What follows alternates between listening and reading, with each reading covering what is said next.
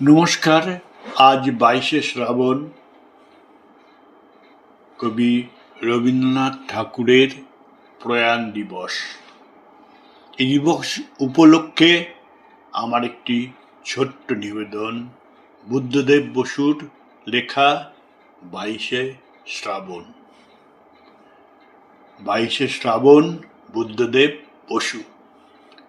দিনটা ছিল 1941 সনের সেই ঝড়ো ঝড়ো অথচ মুখ 7ই আগস্ট, যার বাংলা নাম 22শে শ্রাবণ। তখন সেই বয়স যখন মনের মাটিতে বড় বড় বৃষ্টির ফোঁটার দাগ পড়ে। সেই মাটিতে উদাসীন, নির্মম, কঠিন কোনো ধাতুতে ইমারত তৈরি করা কল্পনাও করা যায় না। সেই বয়স, সেই সময় জানতাম তিনি কলকাতায় আনিত। চেতনা অচেতনার মাঝখানের চৌকাঠে অনিশ্চিত অবস্থায় আচ্ছন্ন। প্রতিদিন তার স্বাস্থ্য সমাচার সংক্রান্ত পত্রিকা বের হয়, আর তার ওপর তখন হুমড়ি খেয়ে পড়ি আমরা, যারা দূরবাসী আচার্য ড্রোনের একলব্য শ্রেণীর।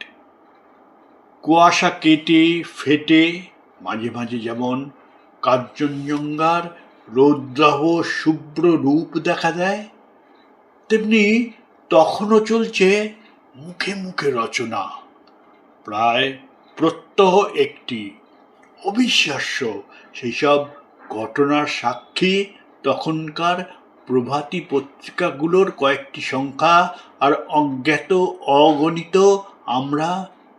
তখন কি সেই প্রত্যাশা করছি না যে পরমাশ্চর্য কোনো প্রত্যাবর্তন ঘটবে, কিংবা সত্যবানের মতো তাঁরও প্রাণ প্রত্যর্পণে বাধ্য হবেন একালের সেই মৃত্যু অধিপতি? জীবন মরণের সীমানা ছাড়িয়ে কম্পিত পায়ে তিনি তো আগেও এসে দাঁড়িয়েছিলেন প্রান্তিক এক বিন্দুতে, কিন্তু ফিরেও তো এসেছিলেন আবার। ইতিহাস কি নিজেকে আবৃত করতে পারে না? আবার পারে, হয়তো করেনি।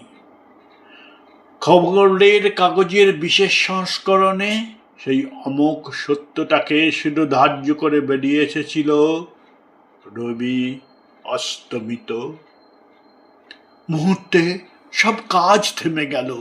কলকাতা শহর উপচে পড়ল রাস্তায়, স্কুল কলেজ শূন্য, রাজকার্য অর্থহীন হয়ে গেল। উকিলের সামলা, পাদ্রির আলখাল্লা, হলুদ আর গেরুয়া রঙের উত্তরীয়, গোল টুপি, বাঁকা টুপি, পাগড়ি। কেউ চলেছে, কেউ ছুটছে, কেউ বা দাঁড়িয়ে আছে চুপ করে। থেকে থেকে ঝাঁকে ঝাঁকে বৃষ্টি তার যাবার পথটা ধুয়ে ধুলিহীন করে দিচ্ছে। ঢেউয়ের পর আসছে ঢেউ, ভেঙে ভেঙে ঢেউ ছড়িয়েও যাচ্ছে। সেই ঢেউয়ের চূড়ায়, তলায়, ফেনায় ফেনায় মহামান্য নেতা থেকে সামান্য মানুষে মানুষে গড়া জনতা মিলেমিশে একাকার।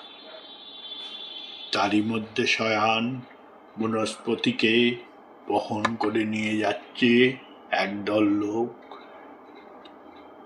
অথচ সবার আগে আগে ওই যে তিনি নিজেই বুঝি চলেছেন, চলে গেলেন। এমন নয় যে অকাল মৃত্যু, এমন নয় যে অপ্রত্যাশিত, তবু সেই মুহূর্তে কঠিন মাটি ফেটে গিয়ে গহ্বর খুলে গেল। রবীন্দ্রনাথ নেই। কে আমাদের ভালোবাসবেন, শাসন করবেন? কাকে আমরা উত্ত্যক্ত করব সেই সব তুচ্ছ দাবি নিয়ে, যা শুধু তারই হাতে রত্ন হয়ে উঠত? স্বদেশের সংকটের সময় কি আমাদের পরামর্শ দেবেন? তর্কযুদ্ধ মিটিয়ে দেবেন কে? জগৎটাকে এনে দেবেন আমাদের দরজায়, আমাদের নবজাত সন্ততির নামকরণ করবেন, আমাদের জীবনে ও প্রতিষ্ঠানগুলোতে অর্পণ করবেন স্বীয় মর্যাদা। এতক্ষণ শক্ত ছিলাম, না পারছি সদ্য সৃষ্ট শূন্যতাকে পূরণ করতে, না আছে শক্তি, তবু শূন্য শূন্য নয় বলতে। কিন্তু যেই চোখে পড়ল টেবিলের ওপর রাখা তার সঞ্চয়িতা কাব্য সংকলনটি, সেই মুহূর্তে নিজেকে আর ধরে রাখা গেল না। একটা আঘাত ভেতরটাকে আমূল কাঁপিয়ে দিয়ে গেল, যেন এই দেখাটুকুনি অপেক্ষায় ছিলাম। প্রয়োজন ছিল sweet my child, I live for the বলে ভেঙে পড়া জননীর মতো। কতবার পড়া তার কবিতাগুলোকে, মনে হলো অনাথ, পিতৃহীন, স্রষ্টার অন্তর্ধানে তার সৃষ্টি কি করুণ।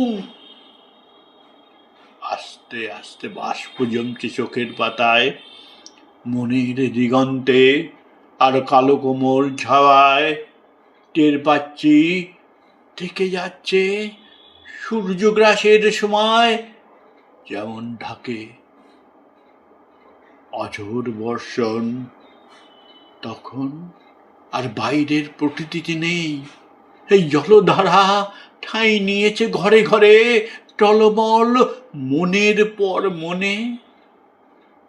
পরিবেশ যখন স্নাত স্নিগ্ধ, তখন বহ্নিমান চিতা জ্বলছিল গঙ্গার কোলে।